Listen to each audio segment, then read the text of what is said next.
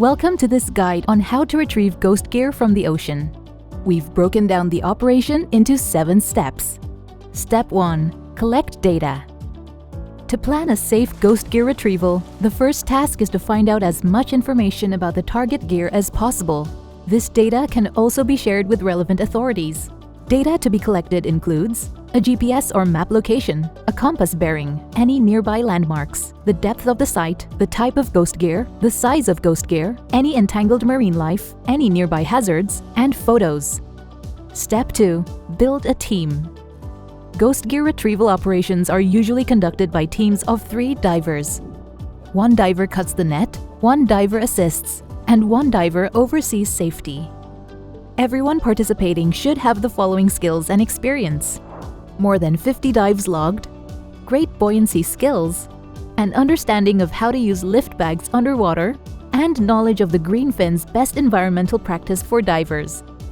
Each diving group should have at least 1 diver with prior experience in ghost gear retrieval.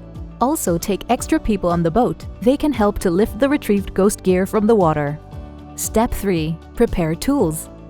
A ghost gear retrieval team needs these tools: diving gear, cutting tools such as scissors, knives, and shears, lift bags, gloves, rope, GPS device, mesh bags, and a boat that can carry the retrieved nets.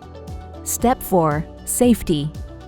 The safety of the dive team and the marine environment are the most important considerations of any dive operation. Divers should never take undue risks, and team safety is always the paramount concern.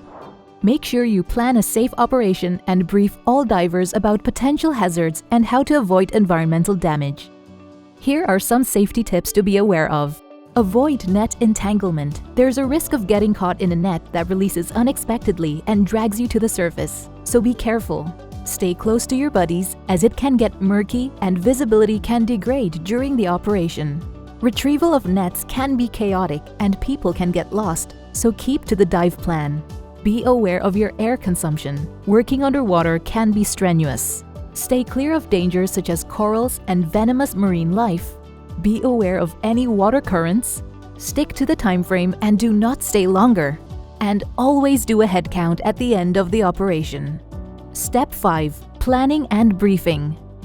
Aside from safety, divers also need to be briefed on other aspects of the operation, including the dive plan and action plans, identification of teams and buddy groups, task allocation, such as who will do the cutting, who will do the data collection, and who will oversee the group's safety. Remind divers to not damage marine life, to maintain neutral buoyancy, and to leave sections of the net that have become too overgrown. Also identify any nets and traps that are used by local fishing communities so divers do not accidentally remove or damage them. Step 6. Retrieval. Now the operation begins. Divers should stick to their dive plan, which will depend on the size of the ghost gear. If the gear is small, a diver can cut it from the area closest to the seabed without using lift bags. However, if the ghost gear is large, attaching lift bags is useful. When attaching lift bags, ensure the bags are evenly distributed around the gear. Once inflated, the bags will cause the net to rise, which makes cutting the net from the seabed easier. A net can be cut into smaller pieces and removed piece by piece if needed. If any part of the net comes apart, place it into a mesh bag. Remember, all divers should keep their body away from the ghost gear and coral reef at all times. Only their hands should be near the net. If there are any marine creatures caught in the net, make sure to safely release them. Once the ghost gear is free and brought to the surface, team members on the boat can lift it from the water. Step 7. Post-retrieval. Before leaving the site, do a head count to confirm all divers have returned. Once on land, send the ghost gear for cleaning, sorting, and recycling if possible. Or check the local disposal options. Do not burn any recovered gear. Report retrieved ghost gear to a relevant authority and share photos. For more information, consult COBC's Ghost Gear Toolbox. Let's keep our ocean free from ghost gear.